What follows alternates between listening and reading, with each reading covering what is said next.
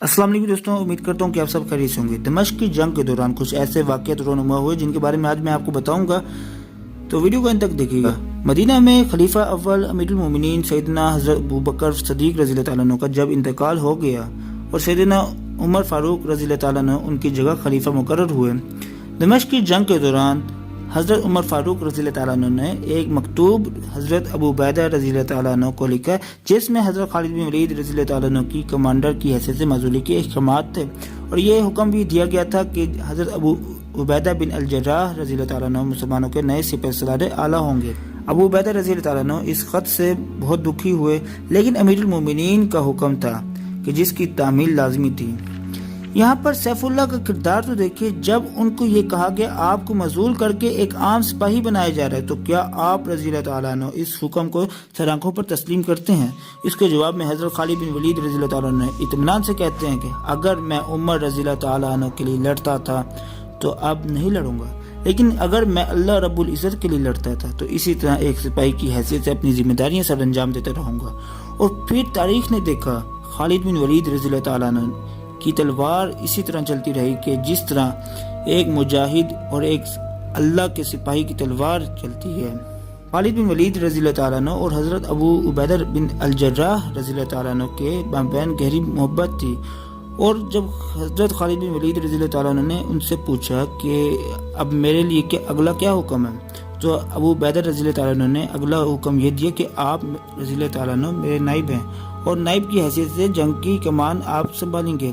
یعنی سیدنا عمر فاروق رضی اللہ تعالیٰ عنہ کے حکم کی تعمیل بھی ہوگی، اور حضرت ابو عبیدہ رضی اللہ تعالیٰ عنہ نے جنگی حکمت عملی اور سپہ سالار کی حیثیت سے جو فیصلہ کیا وہ میدان جنگ کی صورتحال کو سامنے رکھتے ہوئے امت کے اعلیٰ ترین مفاد میں بھی تھا۔ خالد بن ولید رضی اللہ تعالیٰ عنہ کی معزولی سے مسلمانوں کو دکھ و ملال تو ضرور ہوا، لیکن حضرت عمر فاروق رضی اللہ تعالیٰ عنہ کے پیش نظر حکمت بھی تھی، اور آپ رضی اللہ تعالیٰ عنہ نے بعد میں اس کی وضاحت بھی کی کہ لوگوں کو شاید یہ خیال ہونے لگا تھا کہ مسلمانوں کو فتح خالد بن ولید رضی اللہ تعالیٰ عنہ کی وجہ سے ہوتی ہے، اور ان کا اللہ پر توکل اور یقین کمزور پڑ رہا ہے، اس لیے انہوں نے یہ اقدامات اٹھائے، ورنہ ان کے دل میں ذاتی طور پر حضرت خالد بن ولید رضی اللہ تعالیٰ عنہ کے لیے کوئی برائی یا بدگمانی نہیں تھی۔ ان کے مابین جو معاملات ہوتے اللہ کے دین کے لیے ہوتے، نہ کہ ذاتی بغض کی بنا پر۔ دمشق فتح ہو جانے کے بعد اب بازنطینی حکمران ہرقل کو یہ یقین ہو گیا تھا کہ ملک شام ان کے ہاتھ سے نکلنے والا ہے۔ اب ان کے دل میں مسلمانوں کی ایسی دہشت و ہیبت گھر کر گئی تھی کہ وہ عرب کے جن کو کچھ عرصے پہلے تک وہ صرف مال و دولت کے لیے کے لالچ سے خرید کر یا ڈرا کر دھمکا کر بھگا دیا کرتے تھے، اب حالات یہ تھے کہ ان کی اپنی سلطنت کا سب سے زرخیز منصوبہ انہی عربوں کے ہاتھ میں جانے والا تھا۔ لیکن قسطنطنیہ میں رومی بازنطینی سلطنت اب بھی پوری شان و شوکت کے ساتھ اپنی جگہ قائم تھی۔ تمام عیسائی دنیا بازنطینی سلطنت میں اعلان جنگ کر دیا گیا، اور دنیا کے ہر کونے سے عیسائی لشکر شام پہنچنا شروع ہو گیا۔ یہ تاریخ کی پہلی صلیبی جنگ کی تیاری تھی، مطلب کہ اب بیت المقدس خطرے میں تھا، جو عیسائی دنیا کے لیے انتہائی متبرک جگہ ہے، اور ان کو یہ معلوم تھا کہ اگر مسلمانوں نے دمشق پر قبضہ کر لی تو جلد ہی بیت المقدس بھی ان کے قبضے میں ہوگا۔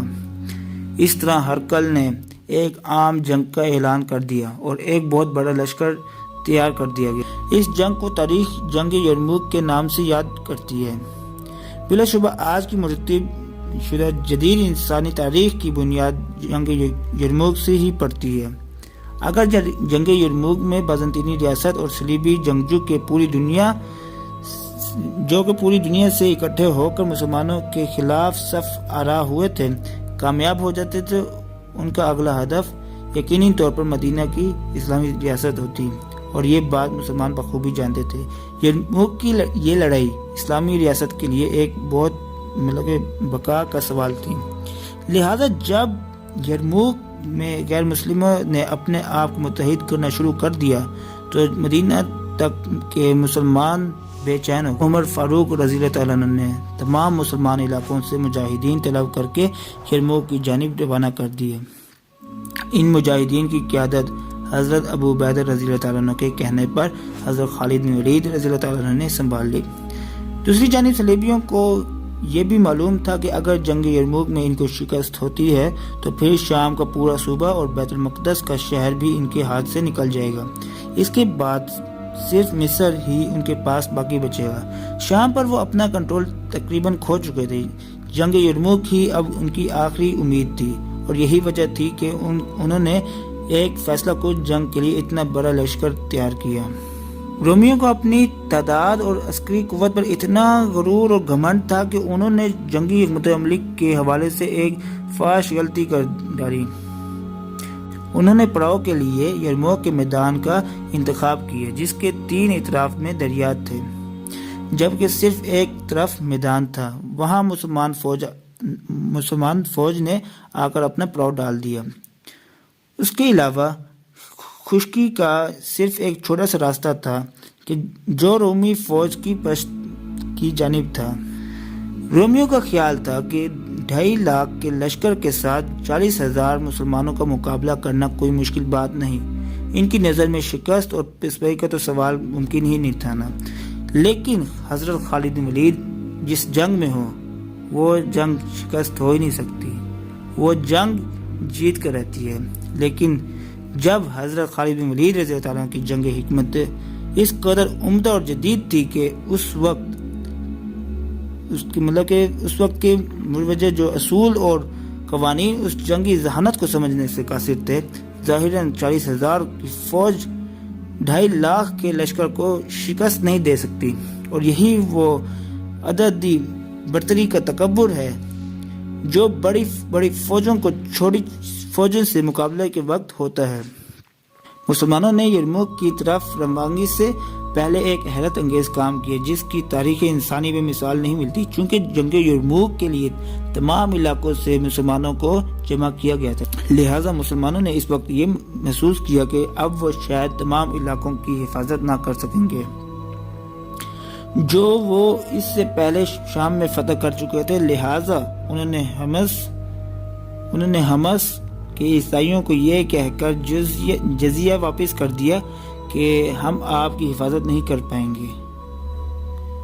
یعنی انہوں نے جزیہ بھی واپس کر دیا ان کو، عیسائیوں کو، کہ ہم آپ کی حفاظت ہی نہیں کر سکیں گے۔ معاہدے کے تحت لی گئی رقم واپس لوٹا دی گئی۔ آج تک تاریخ انسانیت میں ایسا نہیں ہوا کہ فاتح قوم مفتوح قوم کے غریب اور مسکین لوگوں کے ساتھ اس قدر غیرت اور عزت کا برتاؤ کرے۔ حمص کے عیسائی مسلمانوں کے اخلاق اور کردار سے اتنے متاثر ہوئے کہ دعا کرنے لگے کہ مسلمان جلد فتح یاب ہو کر واپس لوٹیں۔ یہ واقعہ یقیناً مسلمانوں کے ایک عظیم اخلاقی کردار کی ایک زندہ تصویر ہے۔ یرموک کی جنگ 6 دن تک جاری رہی۔ یہ اس لحاظ سے بھی ایک منفرد جنگ تھی کہ یہ پہلا موقع تھا کہ جب مسلمانوں نے قبائلی بنیادوں پر اپنی صف بندی کی، جو کہ ایک انتہائی غیر معمولی بات تھی۔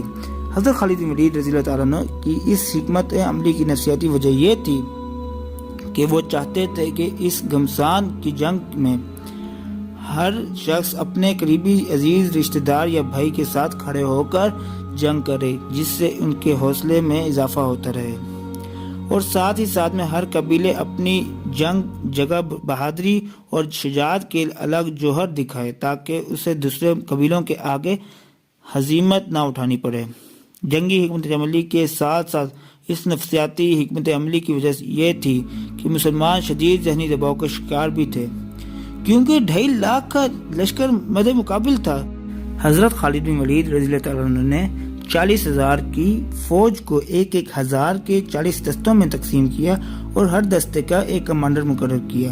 ہر اول اور محفوظ اضافی دستے الگ الگ کیے۔ فوج کے یہ تینوں اہم حصے گھڑ سوار دستوں پر مشتمل تھے، اور پھر ایک ایسی جنگ کی تیاری شروع کر دی کہ جو اس سے قبل خود حضرت خالد بن ولید رضی اللہ تعالیٰ عنہ نے بھی نہ لڑی تھی۔ تیسرے دن حالت یہ تھی، رومیوں کے دباؤ کی وجہ سے مسلمان میسرہ قلب کی جانب سمٹ گیا۔ اس کا فائدہ اٹھاتے ہوئے آرمینی اور رومی سپاہی بڑی تعداد میں مسلمان لشکر کی پشت میں موجود مسلمان عورتوں کے خیموں تک پہنچ گئے۔ یہ بہت نازک موقع تھا کیونکہ اس موقع پر تھوڑا سا مزید دباؤ مسلمانوں کو شکست سے دوچار کر سکتا تھا۔ شام میں لڑی جانے والی جنگ مہمات میں پہلی مرتبہ مسلمان شکست کے اتنا قریب آئے تھے، لیکن اللہ کے فضل و کرم سے رومی جرنیل اس موقع سے بھرپور فائدہ نہ اٹھا سکے اور دشمن کی گھڑ سوار فوج وقت پر اپنی پیادہ فوج کی کمک نہ کر سکی اور نتیجتاً مسلمانوں نے دشمن کے اس حملے کا دباؤ توڑ دیا۔ اس موقع پر ایک اور غیر معمولی واقعہ ہوا۔ مسلمان عورتوں نے اپنے خیمے سے ڈنڈے نکال لیے اور ان مسلمان فوجیوں کو مارنا شروع کر دیا جو دشمن کے دباؤ کی وجہ سے پیچھے ہٹ رہے تھے۔ یوں انہوں نے مجاہدین کو غیرت دلائی کہ جاؤ اور مردوں کی طرح لڑو۔ اب فیصلہ کن مرحلہ آن پہنچا تھا۔ اکرمہ رضی اللہ تعالیٰ عنہ بن ابو جہل نے زور سے آواز لگائی اور کہا کہ کون ہے جو کہ موت پر میرے ساتھ بیعت کرتا ہے؟ یعنی حالات اس نہج پر پہنچ چکے تھے کہ اب جان ساری کا وقت آن پہنچا تھا۔ مسلمان فوج کے 400 مجاہدین نے اکرمہ رضی اللہ تعالیٰ عنہ کی آواز پر لبیک کہا اور پھر نہایت سرفروشی اور جان بازی سے میدان جنگ میں کود پڑے۔ تب طارق نے دیکھا کہ جنگ کا پانسا پلٹنا شروع ہو گیا۔ مسلمان کے جو پسپا ہو رہے تھے دشمن کو واپس پیچھے دھکیلنے لگے۔ اب پہلی مرتبہ جنگ کی بازی مسلمانوں کے حق میں پلٹنے لگی تھی۔ اس موقع پر حضرت خالد بن ولید رضی اللہ تعالیٰ عنہ نے اپنی فوج کو اس طرح نو ترتیب دیا اور اپنے گھڑ سوار دستوں کا استعمال شروع کر دیا۔ یوں دشمن کی فوج دباؤ کا شکار ہو گئی۔ دشمن کی گھڑ سوار فوج جب مسلمانوں کو روکنے کے لیے آگے بڑھی تو مسلمان گھڑ سواروں نے ان کا راستہ روک کر انہیں پیچھے ہٹانا شروع کیا۔ جب دشمن کے گھڑ سوار دستے پیچھے ہٹنے لگے تو مسلمانوں کی پیادہ فوج آگے بڑھنے لگی اور مسلمان گھڑ سوار دستوں نے دشمن کی پیادہ فوج پر شدید حملے شروع کیے۔ حضرت خالد بن ولید رضی اللہ تعالیٰ عنہ کے ان حربوں نے دشمن کو ششدر کر کے رکھ دیا۔ ان کی صفیں ایک ایک کر کے اکھڑنا شروع ہو گئیں۔ یعنی جس طرح سے انہوں نے اس حکمت اپنائی تھی حضرت خالد بن ولید رضی اللہ تعالیٰ عنہ نے، وہ کامیاب رہی۔ اس سے ایک دن قبل کچھ اور واقعات بھی ہو چکے تھے۔ مسلمان جنگی شورا میں یہ مسئلہ زیر بحث تھا کہ دشمن کا مقابلہ کس طرح کیا جائے۔ حضرت خالد بن ولید رضی اللہ تعالیٰ عنہ نے غسانی ڈویژن کو سبق سکھانے کا فیصلہ کیا تاکہ مسلمان فوج پر دباؤ کم کیا جا سکے۔ غسانی ڈویژن 60 عرب عیسائیوں پر مشتمل تھا کہ جو رومیوں کا ساتھ دے رہے تھے اور ان کو الگ تعینات کر دیا گیا۔ حضرت خالد بن ولید رضی اللہ تعالیٰ عنہ نے 30 مجاہدین کو ساتھ لیا اور مقابلہ کرنے چل دیے۔ جنگی شورا نے فیصلہ یہ کیا کہ 60,000 کے مقابلے میں 30 مجاہدین کم ہیں۔ آپ رضی اللہ تعالیٰ عنہ نے 20 مجاہدین لے جائیں۔ مجاہدین 60,000 عیسائیوں کو قتل تو نہ کر سکے مگر انہوں نے کفار کو نفسیاتی دباؤ کا شکار کر دیا جس نے آئندہ دنوں میں فیصلہ کن کردار ادا کیا۔ جنگ کے 5ویں دن رومی فوج تھک کر چور ہو چکی تھی اور ان کے جرنیل ہمت ہار چکے تھے۔ اس کا اندازہ مسلمانوں کو اس بات سے ہوا کہ دشمن کے جرنیل نے حضرت ابو عبیدہ رضی اللہ تعالیٰ عنہ کو یہ پیغام بھیجا کہ ہم جنگ کو چند دنوں کے لیے روکنا چاہتے ہیں تاکہ امن معاہدہ کی شرائط طے کی جا سکیں۔ حضرت خالد بن ولید رضی اللہ تعالیٰ عنہ نے دشمن کی اس کمزوری کو بھانپ لیا اور صلح کے مشورے کو فوراً رد کرتے ہوئے کہا کہ ہمیں اب اس قضیے کو ختم کرنے میں جلدی کرنی چاہیے، لہٰذا اب وقت ضائع نہیں کیا جا سکتا۔ حضرت خالد بن ولید رضی اللہ تعالیٰ عنہ کو اندازہ ہو چکا تھا کہ اب فیصلہ کن جنگ کا وقت آن پہنچا ہے۔ آپ رضی اللہ تعالیٰ عنہ نے اپنے تمام گھڑ سوار دستوں کو ایک جمع کیا۔ 8,000 مسلمان گھڑ سوار ایک صف میں آ گئے۔ آپ رضی اللہ تعالیٰ عنہ نے 5,000 گھڑ سوار رومیوں کی پشت کی جانب روانہ کر دیے۔ حضرت خالد بن ولید رضی اللہ تعالیٰ عنہ کو یہ یقین ہو گیا تھا کہ وہ اگلے دن اس جنگ کو پائے تکمیل تک پہنچا دیں گے اور رومی یقینی طور پر فرار کا راستہ اختیار کریں گے۔